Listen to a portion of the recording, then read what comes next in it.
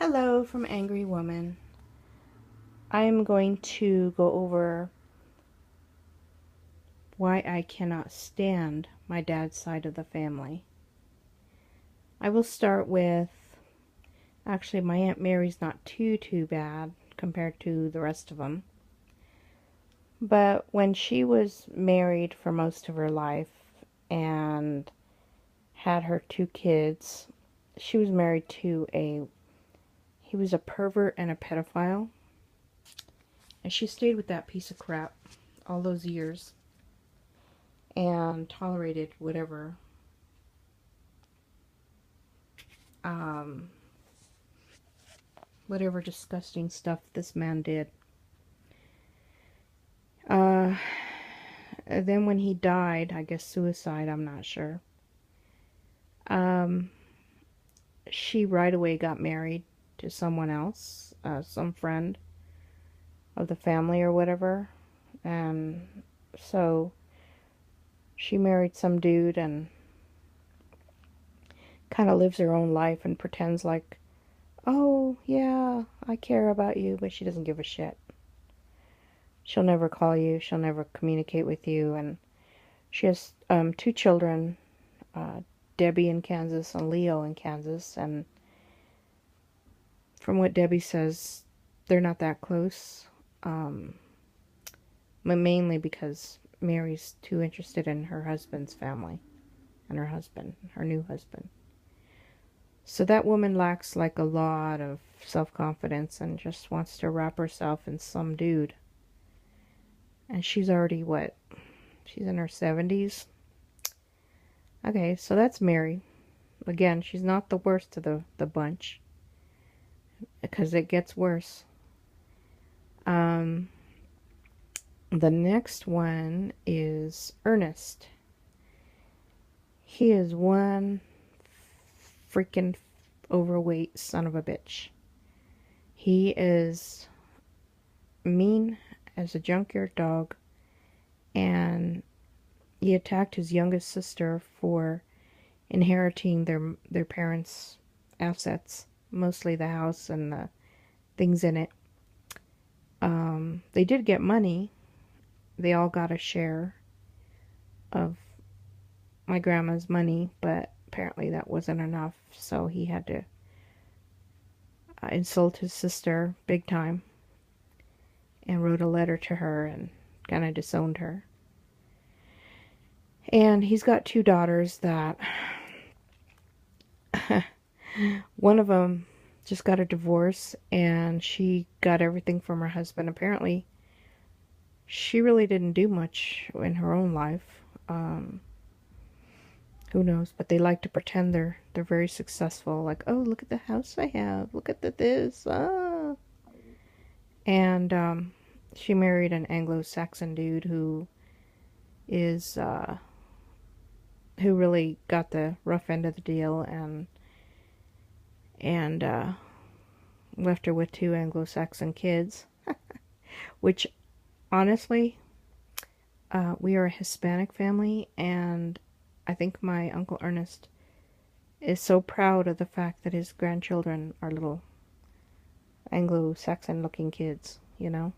It sounds weird, but that's how it is. They're very prejudiced. They like the white, you know? The whiter the better. Because they're pretty white too, but they're Hispanic white, so, you know, it's apparently not good enough. So, and anyway, so that's my Uncle Ernest and his family. And then there's Merlinda. She's got 3 kids. One of them is severely obese to where he's actually super sick. He's got diabetes, and I think he's an alcoholic and got problems, and he's even living with her, and he's in his 50s, I think. Living with her and her husband, Richard. And Richard, I hear, used to be an alcoholic and a cheater. And she stayed with that son of a bitch, and now he's old, so of course he stopped a lot of that crap. And then they have another son Billy. I don't know much about him. All I know is he's got a bastard child. And Aaron, he's the youngest. He has a bastard child too. And Aaron is totally into murdering innocent animals through hunting. And he's very proud of it. And he poses with all his dead animals on his Facebook account. And he's a pervert also. He had a bunch of weird dolls positioned in sexual positions. And of course, you know, he's a God-fearing Christian. And that's Aaron. So that's Merlinda's wonderful children. And Merlinda's a phony baloney. She's always, come over. Eh. And then when she was younger, you know, she's always had big titties.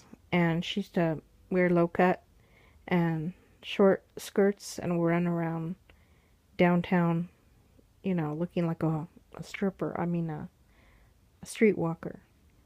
And she used to work at a jewelry store or something downtown. So that's her claim to fame. And so, okay, that's Merlinda. And then the next one, Sharon. Oh, she's horrible. She's probably the worst of them all. She was a cleaning lady for, what do they call them? Not maids. I don't know. Anyway, so she thinks she's so smart, and she's not. And she's obese also. And she's also the type that, like, she's not on any kind of Facebook thing or anything like that, but I know that she talks about Jesus and God and sends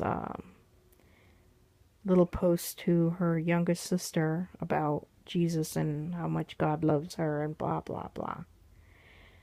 Yet, she's having an affair with a married man. And she's been doing this for quite a few years now. She's very proud of herself, and she enjoys it very, very much. She got a divorce a few years ago from her cheating husband. And so, anyway, and also she's got a horrible daughter. Her name is Jessica. And that girl is just, she's all about God again, just like her mom. But, and I know she's sleeping with her boyfriend, which is, you know, normal for a non-religious person, I thought. Anyway, so she's got that, and then she politically just hates anything that's good, and she disrespects the president, she disrespects everything, and she posts things like, you know, like a Bible shaped like a gun, kind of like, you know, forcing her faith on people and thinking that that's the way to do it. And anyway, she's just a horrible person. Oh, she had to raise her nephew because her brother Pete had an illegitimate kid, another bastard child. God, they're everywhere. And he didn't want to take care of the child, so she did. And that's her. She thinks she's mom of the year because of this. So that's, oh, and Sharon, when she was about 17, she tried to force me to have sex with my autistic brother. I was about 7 or 8, and my brother Gary was about that year younger. And she took off his diaper, and she's like, jump on him, you know, trying to force me to take my clothes off. And I fought her, and I screamed, and I told her to leave me alone, and she thought it was hilarious. So she's a sick fuck. So that's Sharon, okay? That's Sharon, and I can't stand her. And the next person is my Aunt Dee Dee. And or Diane. And she's married to a man named Rob. And his name is appropriate because he's a thief. He steals from the government. They've been committing fraud for about close to 20 years. And the fraud entails him getting some kind of workman's comp or whatever from his old company. And some disability type thing. And yet he works on the side. And he works under the table, so he makes a lot of money on the side. And he also gets that money from the old company that he used to work for. And so he has to hide a lot of his assets. Because if he showed what he was doing, then he and his wife would both be going to jail for a very long time. And they're also very strong born-again Christians. In your face, Bible-toting, gun-yielding, I think he bought like 100 guns or something, including rifles and probably other types of guns that he has in a safe in his house. And they try to be so self-righteous, and it makes me laugh because they're nothing but a bunch of hypocrites. And they have a son named Chris who is gay. And I don't know if they're in denial because, they're Republican born-again Christians. And, you're not supposed to be gay if you're born again. And so I'm not sure if Chris is Christian, but he is a Republican, which is bizarre. And his lover, Phil, they live together. And they just call each other friends because, they don't want to tell the world that they're lovers.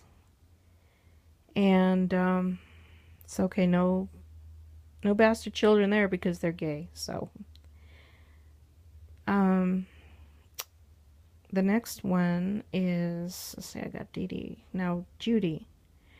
Judy's the youngest of the group, and she loves stuff. She will not let go of her stuff. And she did get the inheritance of my grandma's house and everything in it.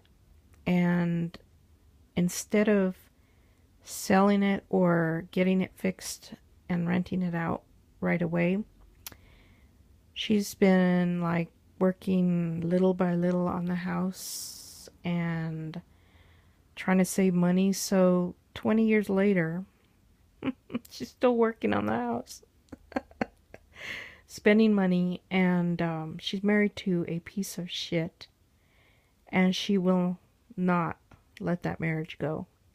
He is currently cheating on her. He's living with his girlfriend. His name is Glenn.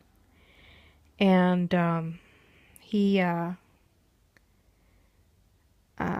an alcoholic also. And of course she's into God and, gets mad if I say anything against her religion. So anyway, she says nobody's perfect. So she's going to hold on to this piece of crap because, he's not perfect.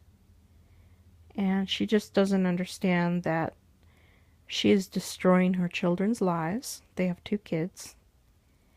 And they have to go through all this mess. And she's kind of involving them in all of this, which is really sad. Because, those are their grown-up problems. And they have enough of their own issues being teenagers. So I wouldn't call Judy Mother of the Year. And I don't know if I mentioned earlier, I mentioned Mary, Debbie's mom. Debbie's my cousin in Kansas, and Debbie and her daughter Laura probably have to be the dumbest 2 people I've ever seen. And before Debbie had her cancer in her stomach, where